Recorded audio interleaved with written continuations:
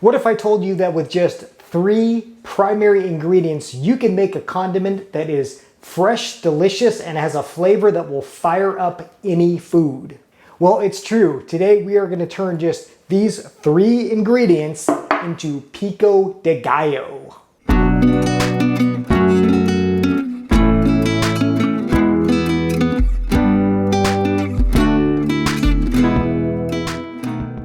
Hello and welcome to I Want to Cook. My name is Chef Matt and this channel is all about helping you be a better cook. And yes, today we are making one of my favorite salsas, a Pico De Gallo.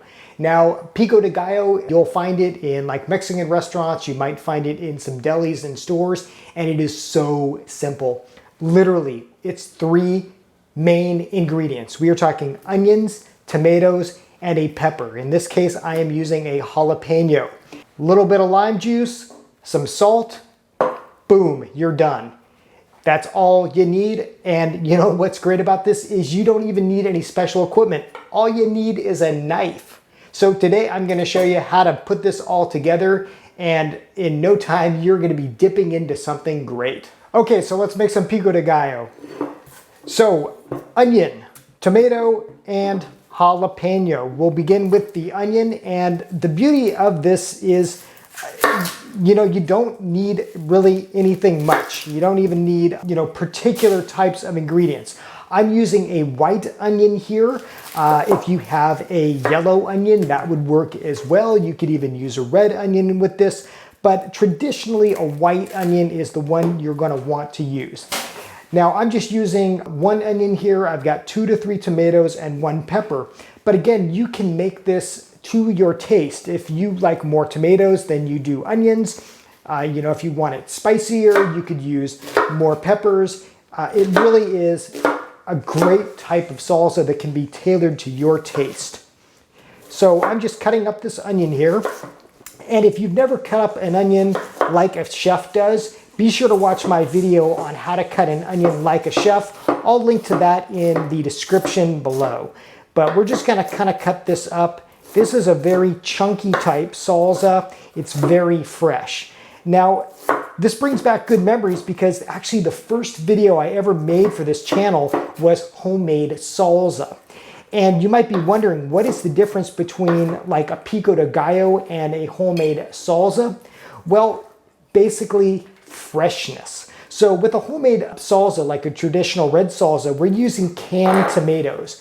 But what I like about a Pico De Gallo is it's super fresh. We have fresh tomatoes, we have fresh onions, fresh jalapeno. So it's really just kind of a brighter type of salsa. There's also not as much liquid. This is a very chunky type of salsa, and we want that. So I'm going to cut up the other half of this onion, then we'll move on to the tomatoes.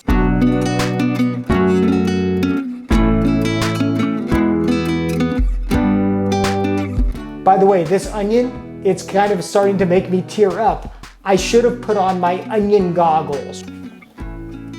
It's go time. Remember those? The onion goggles. I tried those in a few videos back, and they prevent tears. How soon I forget the things I've already reviewed.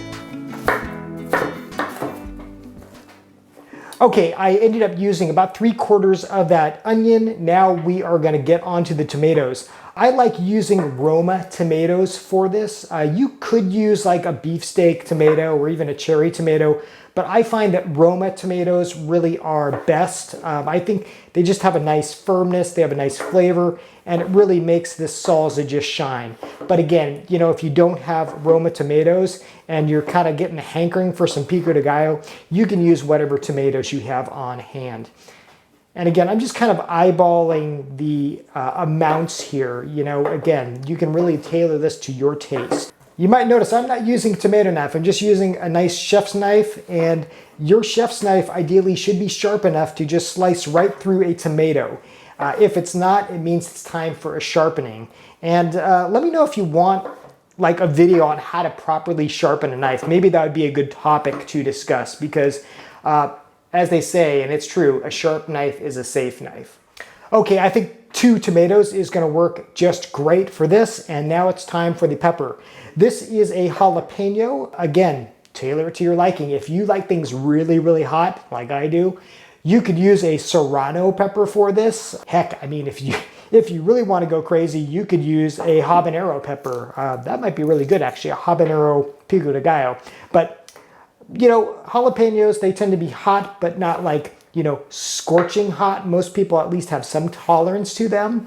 So we're just going to do this. And again, if you don't like things really spicy, then just use a little bit, or, you know, maybe even use just like a bell pepper if you want kind of that fresh relish, but you don't want really any heat. So we're just going to do this, put these guys in. Okay, one other thing you might be wondering is, what in the heck does Pico De Gallo even mean? You know, what does that mean translated to English? Well, the best I could find on the internet, and this was news to me, is rooster's beak. What?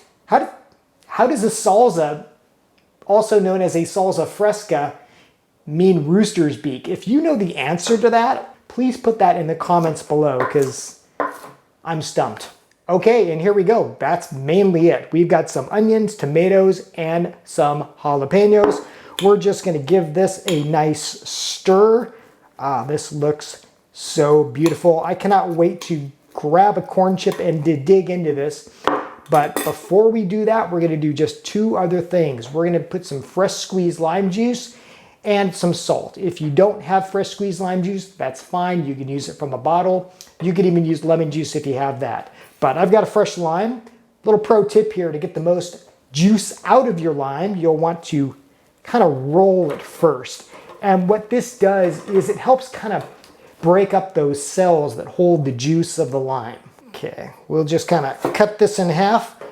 I don't have a strainer with me, but I got my fingers, so we're just gonna run it through here, and my fingers will catch any seeds from this lime. I'm just gonna use about half a lime here. And this lime juice is gonna do a couple of things. It's gonna help give it a nice bright acidity, and it's also going to help prevent it from kind of going bad too quickly. Now just a little bit of salt. Boom, we just made Pico De Gallo. Always taste your food, you know, adjust seasonings, add a little more, you know, do what you need to make it taste your way. Guys, I cannot tell you how good this is. It's fresh, it's vibrant, it's got a little kick from that jalapeno, and I mean, that was just plain. Let's do it the real way and try it with a little tortilla chip here.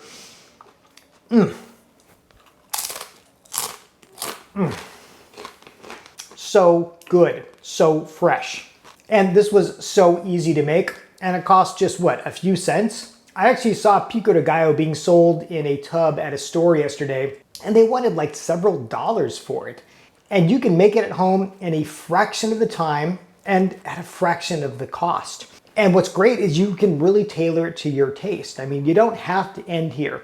If you like cilantro, you can put some cilantro in. If you want some garlic, you can put some garlic in.